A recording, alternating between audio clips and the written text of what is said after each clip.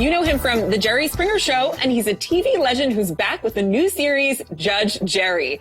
I'm talking about Jerry Springer, who joins me now. Welcome. Well, thanks. It's great to be here. You were able to step out of your courtroom and make some time for us. Yes, I took my robe off, and actually, the reason they gave me the job is because I save in a clothing allowance.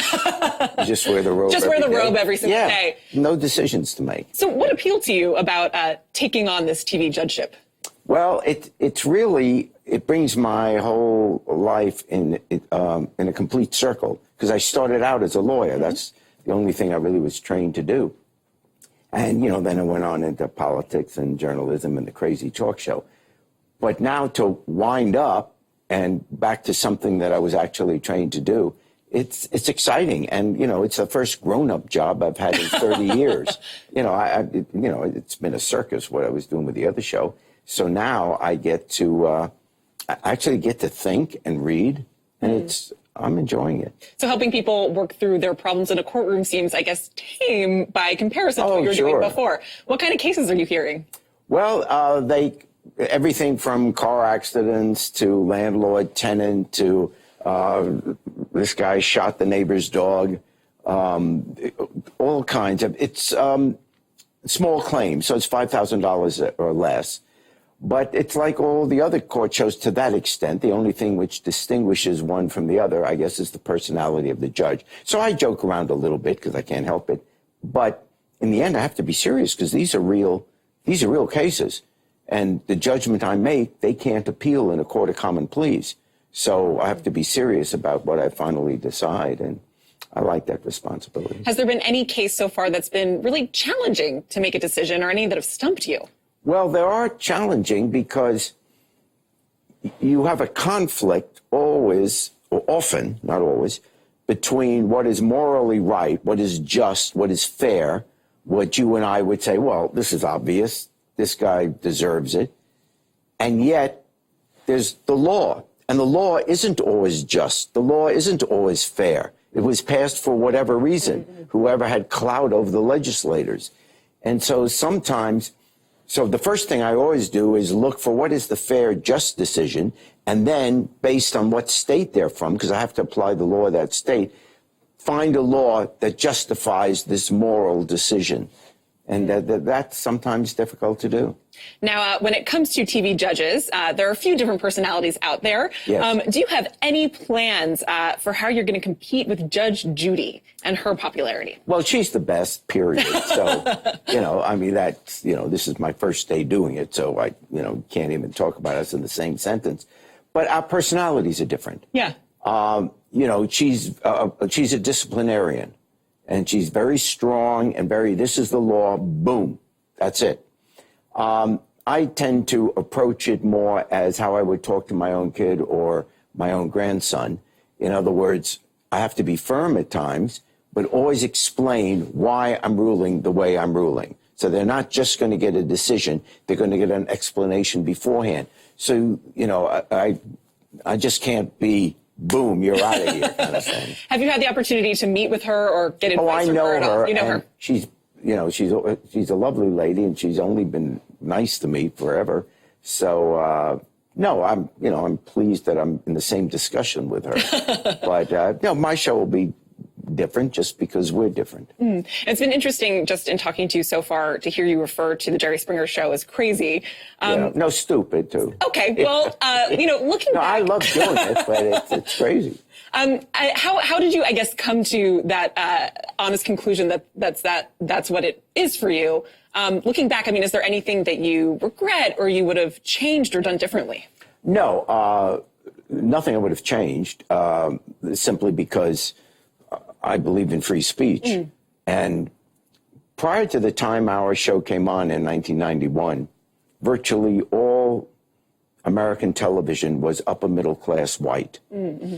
And it was just, there's nothing wrong with people who are upper middle class white, but they're not the only people who live in America. And that's all that was reflected on our media. And all of a sudden, our show came on, and you had people doing the same thing that celebrities do, the same thing that the rich and powerful and beautiful people do, and yet we can't watch their movies or buy their books or their albums quickly enough because they're beautiful and they're rich and they're wonderful. And then you see the people on my show who aren't necessarily rich, who aren't powerful, who don't look like models, and we call them trash. And it's the same behavior. And so I kind of like the idea that you're a human being. You get upset when you're hurt. They didn't luck out maybe in the gene pool of parents, or they didn't luck out with having a wonderful brain or a college education or whatever it was. But yet they're like everyone else. We're all the same. Some of us just dress better. And that's it. The show, some people have criticized it for exploiting those kinds of people who, don't have money or power and their problems and traumas. And also, but that's an elitist view, because that question never gets raised when rich, powerful, good-looking people go on the late-night shows, and no one ever says to them, "Oh, you're exploiting them. You're exploiting them for talking about their scandals or whatever."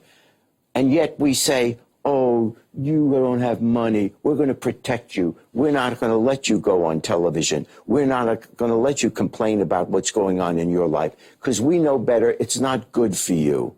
No. Either you have it's same rule for all people. If you say people shouldn't be on television talking about things that upset them in their private lives, then let's make that the rule. But don't say because you're good looking and rich, you're entitled to be on. Well, couldn't one also say that, perhaps we have this criticism because those individuals weren't as media savvy as someone who might be going on to a late night show? Well, I don't know who knows more about what they feel like than they themselves. In other words, if they are talking about or screaming about or whatever, something that is hurting them in their relationship, in their personal life, who among us has the right to say, you don't have savvy to talk about it? So they don't speak the Queen's English. They're just as upset. And this idea that, for example, if an English professor from Harvard comes home one evening and finds his wife in bed with the next door neighbor, he doesn't say, "Forsooth, my dear, what is it that I have found?" No, he'll probably start throwing things, cursing, using the F word and everything else. Because deep down, we're all alike. Some of us just cover it up better. We present ourselves in a different way. But no, this idea is, my view is, if this is a free society, and we have free media, which we must have if it's a free society, then no one has the right to tell someone else, you don't meet our standards for being on the show. I don't like the way you talk. I don't like the way you look. I don't like that you don't have a full mouth of teeth. I don't like that you didn't go to college. And this isn't good for you. Some of my friends will make fun of you. Wow, that's really elitist. So no, let it all out there. And, they should have rights like everyone else. I want to get to this tweet from Natasha Oladikan, who said, "How old were you when you found out that Jerry Springer used to be the mayor of Cincinnati? And you're so well known for your career in TV. What is it like now when a younger generation learn that you had this political and legal career beforehand?" Yeah, they say, "What?" Yeah, well, I've been really lucky. I mean, really lucky. And that was the best job I ever had, being mayor. Yeah. That was a serious job, and, you're responsible for people's lives, et cetera. So I love that. And politics is still my main passion. And I make my living in show business, but my passion, outside of my family, of course, my passion is political, social issues. Mm-hmm. I'm very far left. I'm a liberal. Mm-hmm. And so I'm not saying most Americans agree with my point of view, but nevertheless, I'm liberal. And so that is great. But I always knew to keep my politics pure, I always had to make a living doing something else. Mm. If you have to make your living in politics, you will start to compromise your positions because you have to get reelected to put food on the table for your family. Mm-hmm. So what happens is some very good people that start out in politics with the best of intentions, all of a sudden the primary goal is to get reelected, and they start rationalizing, well, I better vote this way because I won't be able to do a good job for the people unless I get reelected. So they start compromising and making deals and all of that. Mm-hmm. And I think that corrupts our politics. I decided early on that politics would be like religion. It's something you really believe in, something you work on, but I would never make a living at it. I would find something else. I thought I would be making my living being a lawyer. I didn't know that I would wind up being in showbiz, but now I'm back to being a lawyer again. Back to being a lawyer. So, my parents would now have been proud that, oh my God, Gerald's a lawyer. Well, I saw that you recently donated to Kamala Harris's campaign. Yes. Why did you want to back her for 2020, or at least for the primary? Well, to be honest, I would right now vote for a ham sandwich over, the current occupant. But I like her. I think she's incredibly smart. I also think she's strong enough to go up against Trump. Mm-hmm. She has the prosecutor blood in her, mm-hmm. so Trump's not going to get away with anything. She's not going to be intimidated by him. Mm-hmm. And I also love the idea that she's a woman and that she's African-American. Mm-hmm. And I think that combination in this time, and also of a younger generation, people my age, we've had our run, and young people today, they're going to live with the decisions that the next president makes. Mm-hmm. People like me are going to be gone. Mm-hmm. So I think it really is important that it is someone younger.